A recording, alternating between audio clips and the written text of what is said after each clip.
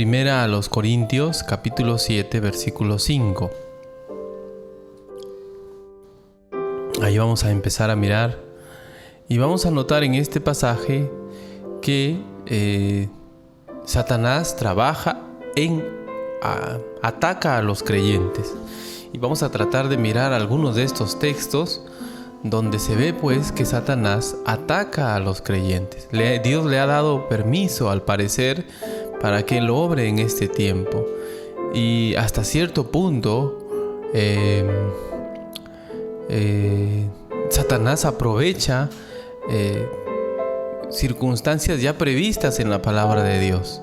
Es decir, él no trabaja o él no obra de una manera no conocida. Y es importante entonces mirar estos pasajes para que nosotros podamos entender, podamos ver cómo Satanás está obrando o cómo Dios le ha permitido a él que nos ataque y nosotros poder refugiarnos en Dios. Recuerde, la clave siempre va a ser que nosotros tomemos las armas de Dios y batallemos contra Satanás de esta manera. Primero a los Corintios 7:5 es un pasaje que habla de la intimidad en el hogar.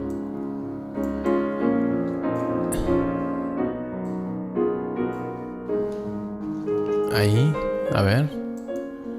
No os neguéis, dice, el uno al otro, a no ser por algún tiempo de mutuo consentimiento, para ocupados sosegadamente en la oración. Mi lengua está adormecida. Vamos a leer otra vez. ¿Sí? Primera a los Corintios 7:5. Primera a los Corintios 7:5. No os neguéis el uno al otro, a no ser por algún tiempo de mutuo consentimiento, para ocuparos sosegadamente en la oración, y volved a juntaros en uno, para que no os tiente Satanás a causa de vuestra incontinencia. ¿De qué está hablando el pasaje? De la intimidad en el matrimonio. La intimidad en el matrimonio, si no está llevada como Dios quiere, si no está llevada como Dios manda, es una puerta abierta para los ataques de Satanás. Recuerde, Satanás va a aprovechar, según la palabra de Dios, cualquier rendija, cualquier pequeña puerta, cualquier cosita que nosotros le demos para que él actúe, él va a aprovechar. No hay que hacerse brujería ni ir por allá a tal cerro para que recién estemos en contacto con Satanás. Simplemente basta tratar de endurecer nuestro corazón a la palabra de Dios. Vamos a leer, noten lo que dice otra vez. No os neguéis el uno al otro. La intimidad en el matrimonio debe ser constante, continua, a no ser por algún tiempo de mutuo consentimiento. Y la única razón es para ocuparse sosegadamente en la oración y volver a juntaros en uno, para que no os tiente Satanás a causa de vuestra incontinencia. Entonces debemos en la práctica tratar de aplicar este principio o esta verdad a nuestro matrimonio. Cada uno de nosotros, los que estamos casados, debemos cultivar una intimidad que glorifique a Dios. ¿Por qué? Porque ella o él en el matrimonio pueden sufrir ataques de Satanás si es que no están llevando una intimidad que glorifique a Dios. Ahora, decimos una intimidad que glorifique a Dios en el sentido, como dice este pasaje, continua, de alguna manera para protegerse, como decía el versículo 1 de este mismo pasaje, de las fornicaciones. Entonces, Satanás va a entrar por este lado de la inmoralidad sexual en el matrimonio. Y depende de cómo los cónyuges cuidan mucho esa área. Ya, Satanás tiene una opción allí. Dios le ha permitido atacar también por esa área. Recuerden, Satanás es un enemigo poderoso que no tiene piedad. Segunda a los Corintios, capítulo 2, versículo 8. Si usted sabe que Satanás le va a atacar que nuestro enemigo difícil, poderoso, le va a atacar por alguna área en su vida, si usted ya está avisado, deberíamos tomar medidas, ¿no?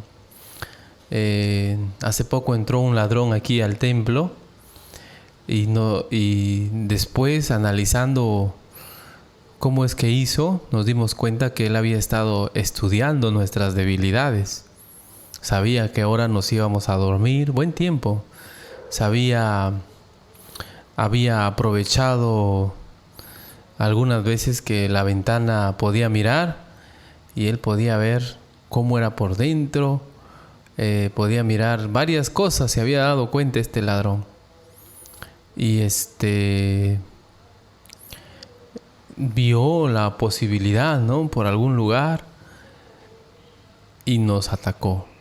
Nosotros nos confiamos, nos descuidamos. Entonces, sobreavisados, no hay justificación, porque ya estamos avisados. Satanás nos va a atacar por el área de la intimidad en el matrimonio, a ella o a él. Por eso es que debemos someternos a la voluntad de Dios en esa área. Miren 2 Corintios 8:2, del 8 al 11. ¿Por dónde me va a atacar Satanás, pastor? Ya, en tu matrimonio él va a tratar de atacarte en el área de la intimidad. 2 Corintios 2, del 8 al 11. Por lo cual os ruego que confirméis el amor para con él, porque también para este fin os escribí, para tener la prueba de si vosotros sois obedientes en todo. Versículo 10.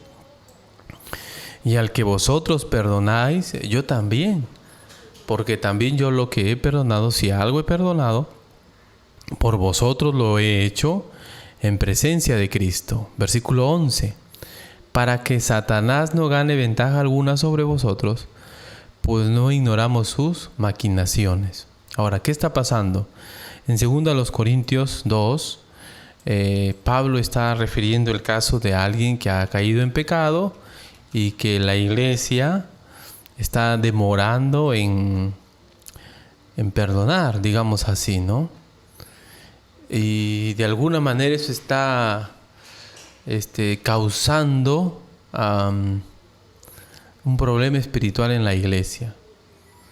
Entonces, miren, un problema que no está arreglado bíblicamente, alguna situación en la iglesia que no está siendo llevada en una manera apropiada, también es una puerta para que Satanás ataque la iglesia, ataque a los creyentes. Nuevamente, el texto está hablando de cómo perdonar a quien se ha arrepentido. Esa es la idea. Por lo cual os ruego que confirméis el amor para con él, porque también para este fin os escribí, para tener la prueba de si sois vosotros obedientes en todo. Y al que vosotros perdonáis, yo también, porque también yo lo que he perdonado, si algo he perdonado, por vosotros lo he hecho en presencia de Cristo. Versículo 11. Para que Satanás no gane ventaja alguna sobre nosotros, pues no ignoramos sus maquinaciones. La persona se arrepintió al parecer y la iglesia tenía que perdonarle. No tener resentimientos, cóleras. No, había que perdonarle porque se había arrepentido. Entonces debemos tratar bien el pecado en la iglesia, porque si no lo tratamos bien, estamos abriendo la puerta para que Satanás de alguna manera actúe, ataque. Pastor, ¿por dónde nos va a atacar Satanás? Cuando no solucionamos adecuadamente problemas en nuestra vida espiritual, en la iglesia. Guerra avisada no mata gente. Miren otro pasaje, por favor. Efesios capítulo 6. Efesios capítulo 6, versículo 10 en adelante. Efesios 6, 10 en adelante. Satanás tiene permitido atacar a los creyentes, hermanos. Efesios 6, 10 en adelante. Por lo demás, hermanos míos, fortaleceos en el Señor y en el poder de su fuerza. Vestíos de toda la armadura de Dios. ¿Para qué? Para que podáis estar firmes contra las acechanzas del diablo, las trampas del diablo. porque no tenemos lucha contra sangre y carne, sino contra principados, contra potestades, contra los gobernadores de las tinieblas de este siglo, contra huestes espirituales de maldad en las regiones celestes. Lo que está diciendo ahí es que como tenemos un enemigo más poderoso que nosotros, que nos pone acechanzas, debemos tomar el medio que Dios nos ha dado, que es su armadura.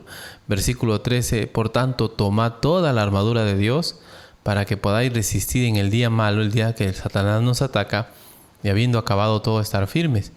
Estad pues firmes, ceñidos, y ahí está la armadura.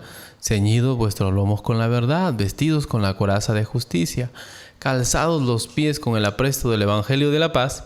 Y el 16 nos da algo específico: tomad el escudo de la fe, con que podáis apagar todos los dardos de fuego del maligno. Y luego, por alguna razón no puse la espada del Espíritu, que es la palabra de Dios, 17. Entonces, hay una advertencia aquí, ¿no? De que Satanás nos va a atacar y que nosotros debemos usar las herramientas que Dios nos ha dado para poder defendernos. El escudo de la fe, la espada del Espíritu. Nosotros no podemos, hermanos, luchar contra Satanás en nuestras fuerzas, porque no somos a su medida. Necesitamos de alguien más poderoso. Y si no hacemos a la manera de Dios, Satanás nos va a derrotar. Dice, ya habiendo acabado todo, estar firmes. Si no tomamos la armadura de Dios, vamos a ser derrotados. Así que, aunque nosotros no lo sintamos, la forma de atacar de Satanás es con acechanzas, con trampas, con engaños.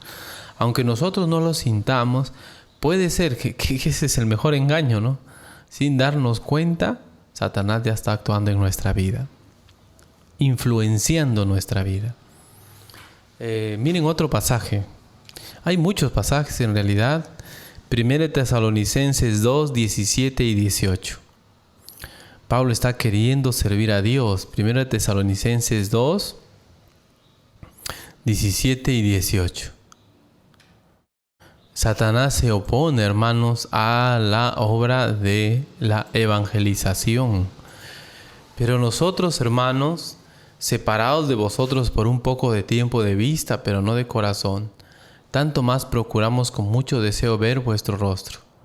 Por lo cual quisimos ir a vosotros, yo, Pablo, ciertamente una y otra vez, pero Satanás no se estorbó. Y la idea es que Satanás estaba usando ahí a personas, a los judaizantes, a los enemigos del cristianismo en ese momento. Satanás estorbó para que Pablo no pueda ir a Tesalónica. Personas que se oponen a la palabra de Dios, personas que están en contra de Dios. Eso está usando Satanás. No usó un terremoto, no es que se cayó un cerro y no, las carreteras se bloquearon. No, eran personas que bloqueaban el ministerio de Pablo.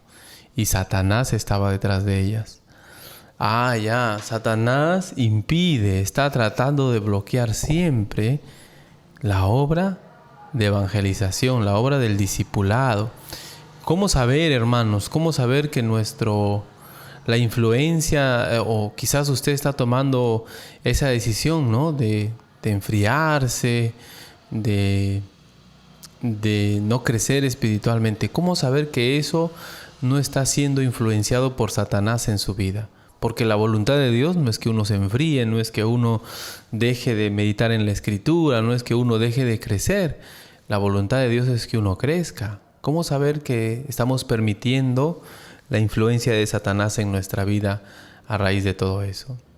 O cuando vamos a evangelizar, el ánimo para evangelizar. Algunos dicen, sí, pero no me nace. ¿Cómo saber que toda esa situación de apatía, de frialdad, es influenciado por Satanás? Porque el primer interesado en que no se comparte el evangelio es él. ¿Cómo saber?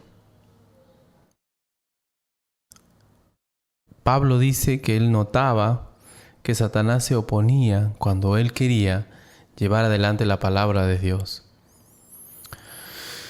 ¿Cómo saber, hermanos, que estamos viviendo tiempos así y que nuestro desánimo, nuestro desinterés, aunque no hay que culpar al diablo por todo, Pero ¿cómo saber, no, que estamos nosotros permitiendo su obra en nuestras vidas? Un pasaje que a veces puede ser también controversial es Primera de Juan 5, 18. Primera de Juan 5, 18.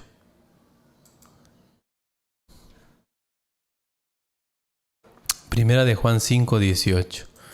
Y vamos a leerlo. Usted puede tener también a la mano el contexto, porque es interesante el contexto. Yo le he puesto este pasaje nada más. Dice: sabemos que todo aquel que ha nacido de Dios no practica el pecado, pues aquel que fue engendrado por Dios le guarda y el maligno no le toca. Y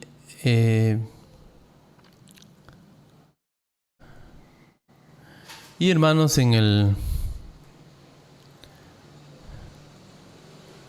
el contexto, ¿no? En el contexto, esta palabra toca no tiene que ver con que nos haga daño, sino con obrar en nosotros para pecar. Mire otra vez el pasaje. Sabemos que todo aquel que ha nacido de Dios no practique el pecado, pues aquel que fue engendrado por Dios le guarda y el maligno no le toca. Y si uno lee el siguiente versículo, el versículo 19, que yo no anoté aquí, pero dice: sabemos que somos de Dios y el mundo entero está bajo el maligno.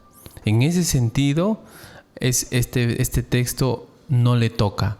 No se trata de que el Satanás nos haga o no nos haga daño, sino de que el creyente viva pecando. El mundo sí, el mundo está bajo el maligno y el mundo no puede evitar vivir como Satanás quiere, de acuerdo a su voluntad, siguiendo la corriente de este mundo conforme al príncipe de la potestad del aire. Pero el creyente ya no practica el pecado.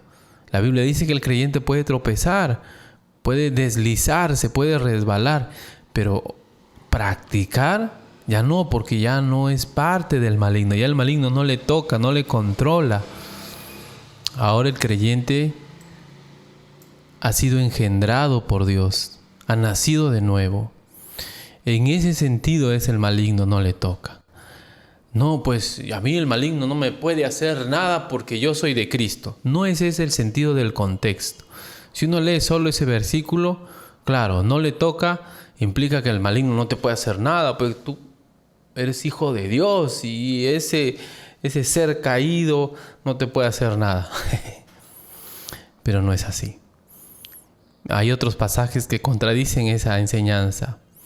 Entonces, en el contexto, el maligno no le toca, se refiere más probablemente a que el maligno no te puede controlar, ¿no? Como controla el mundo. Versículo 19 dice: sabemos que somos de Dios y el mundo entero está bajo el maligno, está bajo su control. Él lo está tocando ahí, lo manipula totalmente.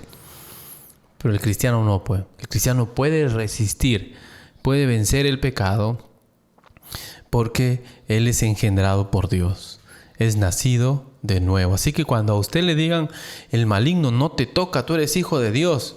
No, ya estamos viendo que puede entrar en el matrimonio, puede atacar las iglesias y vamos a mirar, puede impedir que uno haga la obra de Dios de alguna manera. Y ahora no se trata de que nos toque o no, se trata en realidad de que controle nuestra vida. No somos del mundo, no nos puede controlar, no nos puede tocar en ese sentido. Ese es el sentido del pasaje. Pero no significa que no pueda obrar en nuestra contra. Mire por favor Santiago 4:7. Santiago 4:7. Mire lo que dice: someteos pues a Dios, resistid al diablo y huirá de vosotros. Y vamos a mirar nosotros más adelante que la forma en la que Satanás está atacando en el contexto de Santiago 4 es a través de los placeres de este mundo. No necesariamente los malos placeres, sino que cuando nuestro objetivo es el placer, el disfrutar, el gozar de la vida, eso nos acerca a este mundo más todavía. Cuando nosotros ponemos como meta, mi sueño hecho realidad es estar en una isla, con una palmera, con algo para tomar, con una música, ¿no? Cuando nuestro ideal de vida es el disfrutar, eso nos hace amigos del mundo, porque ese disfrutar lo encontramos en el mundo. No lo encuentra en Marte, usted lo encuentra en este mundo. El tener un objeto, un celular caro, el tener una cama no necesariamente son cosas malas, pero al ser la televisión, al ser parte de este mundo, al ser un placer que obtenemos de este mundo, nos acerca al mundo. Y si se vuelve nuestra prioridad, de alguna manera nos hemos vuelto amigos del mundo y estamos teniendo nuestro disfrutar del mundo. Entonces somos adúlteros espiritualmente, porque nuestro disfrutar debe estar con Dios. Por eso dice el pasaje, o almas adúlteras. Entonces, ¿cómo hago para vencer eso? Someterme a Dios, resistir al diablo, resistir esta meta que es el disfrutar. El disfrutar es parte de la vida, no es la meta. Resistir al diablo cuando él ataca de esa manera y someterme a Dios. ¿Cuántos de nosotros, hermanos, en esta mañana, por disfrutar, cuánta gente en esta mañana no está escuchando la palabra de Dios por disfrutar de un rico sueño quizás? O están quizás haciendo otras cosas para disfrutar, pero no están haciendo sacrificios por la palabra de Dios. A eso se refiere la Escritura cuando dice, someteos pues a Dios, resistid al diablo y huirá de vosotros. Resistamos. La meta de que el mundo sea, de buscar el placer, el gozo en este mundo. Claro que debemos disfrutar, pero cuando eso nos aleja de Dios, cuando eso ya se vuelve nuestra meta de vida, ahí estamos dejándonos llevar por Satanás. Note que los dardos de fuego de Satanás son las creencias, cómo nos influencia con el placer, con disfrutar algo que no necesariamente es pecaminoso, pero que nos puede alejar de Dios. Primera de Pedro 5:8. Primera de Pedro 5:8, mire lo que dice. Primera de Pedro 5:8. Sed sobrios y velad, porque vuestro adversario el diablo, como león rugiente, anda alrededor buscando a quién devorar. ¿El diablo es un león rugiente? No es un león rugiente, es como león rugiente. Ahora, el contexto está hablando de pastor y de ovejas. Si usted lee Primera de Pedro 5, usted va a notar que se nos ha dicho a nosotros, a los que estamos en el liderazgo como pastores precisamente, se nos ha pedido que cuidemos del rebaño, apacentemos la grey de Dios. Eso se nos ha pedido. Pero las ovejas también tienen una responsabilidad, y es seguir a quien les está alimentando, a quien les está apacentando con la palabra de Dios. En este caso, a su pastor humano. Entonces, la idea del pasaje es un grupo, una manada, teniendo un guía espiritual, un guía que representa al pastor de pastores, a Cristo. Entonces, en el contexto hay ovejitas que no quieren estar en la manada, que salen de la manada, que se rezagan, que no siguen apropiadamente. Y en el contexto esas ovejitas son las que no tienen ese espíritu de cuerpo, ¿no? El contexto dice que no se quieren sujetar, que no quieren andar, que no quieren caminar, como el pastor está que guía. Y el contexto entonces hace ver que esas ovejitas están expuestas a los ataques de Satanás. Es muy importante, hermanos, la figura de la iglesia local con su líder pastor. Eso es algo que está en la Biblia y que es el diseño de Dios. Es el diseño de Dios. Usted puede mirar Efesios, puede mirar Hechos, y siempre se ve en la mente de Dios, en la mente de Pablo, que hay iglesias locales organizadas con sus pastores. Entonces, cuando llegamos a Primera de Pedro, hablamos de ese cuerpo, ¿no? La iglesia local con su pastor, cuidándose. Ambos son responsables, el pastor por alimentar, por apacentar a las ovejas, a ponerlas gordas espiritualmente, ayudarles a crecer, ¿no? Pero las ovejas también son responsables por seguir, por avanzar. No son robots, no son así inertes, son responsables, tienen voluntad. Y por eso es que les dice: sed sobrios, porque vuestro adversario el diablo anda como león rugiente buscando a quien devorar. Se puede devorar al pastor, que también es una oveja de Cristo.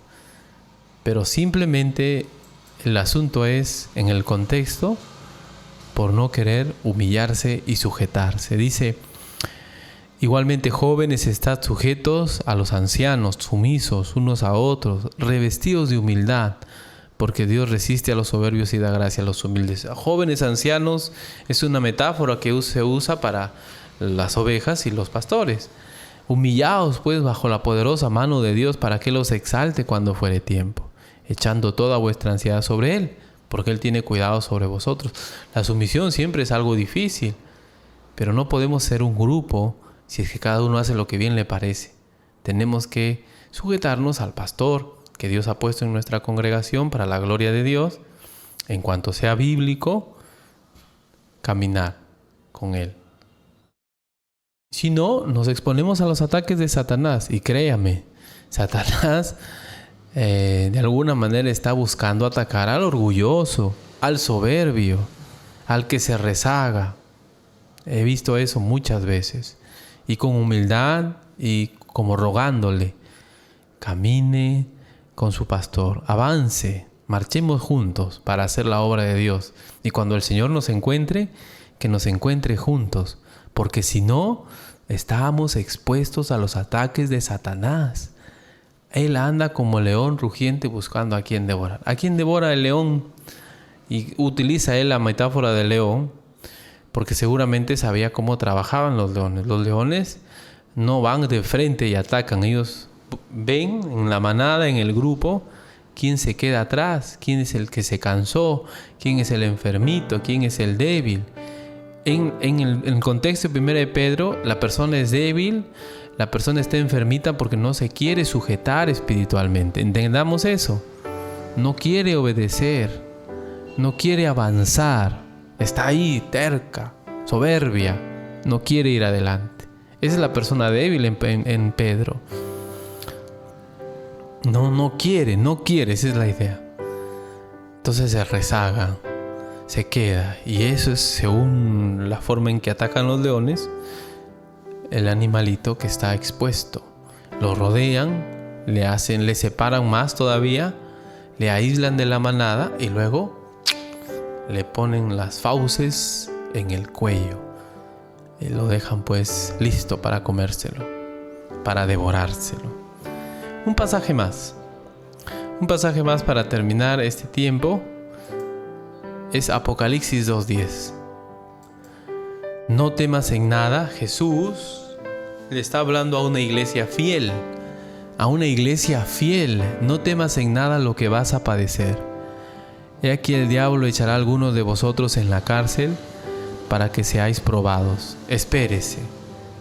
Jesús le está advirtiendo a esta iglesia que el diablo va a hacer algo contra esta iglesia. Va a echar a alguno de ellos en la cárcel.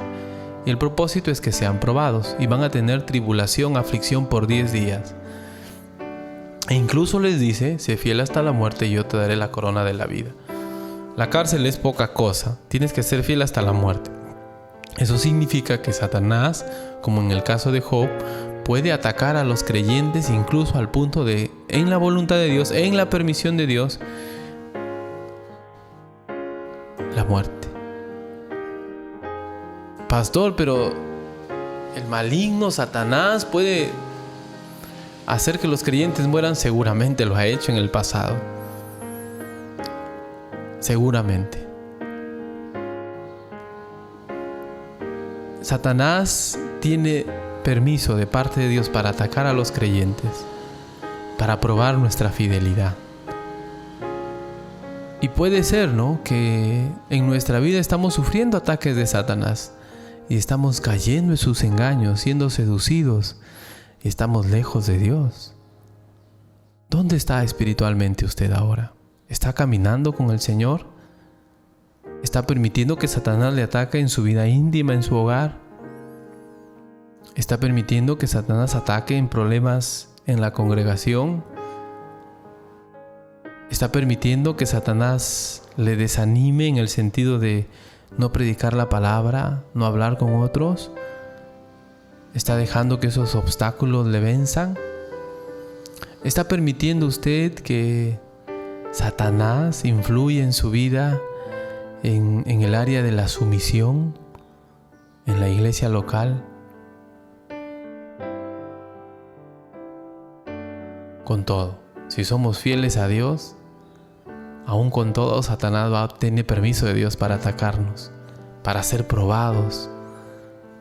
Que Dios nos ayude, porque como creyentes no estamos libres de los ataques de Satanás. Cierto, Satanás no nos puede tocar, no nos puede controlar como controla al mundo, dice 1 de Juan 5:18.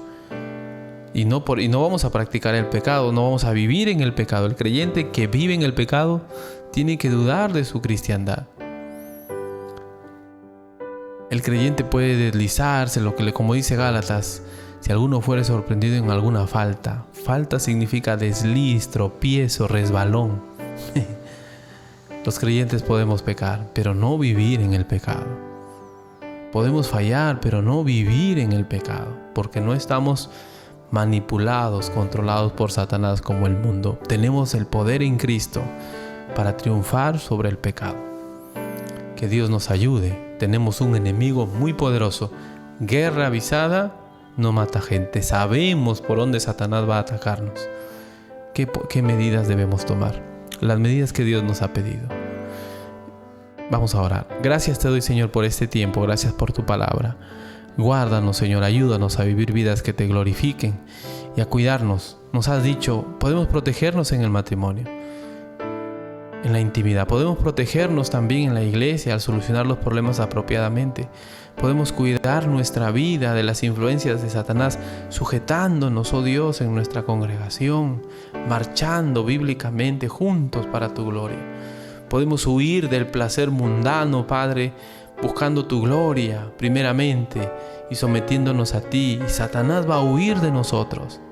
Nosotros somos los que permitimos esas puertitas abiertas, esos resquicios, esas rendijas en nuestra vida, y es cuando Satanás puede atacarnos. Con todo, Padre, si somos fieles, eso no nos inhabilita de los ataques de Satanás. Vemos a Job y vemos el caso de esta iglesia de Filadelfia.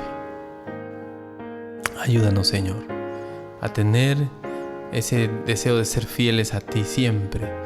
Y si nos toca morir en algún momento, no quisiera uno, pero si es tu voluntad, por ser fieles, ayúdanos, oh Dios.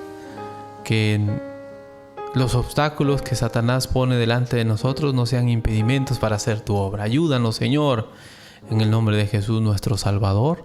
Amén.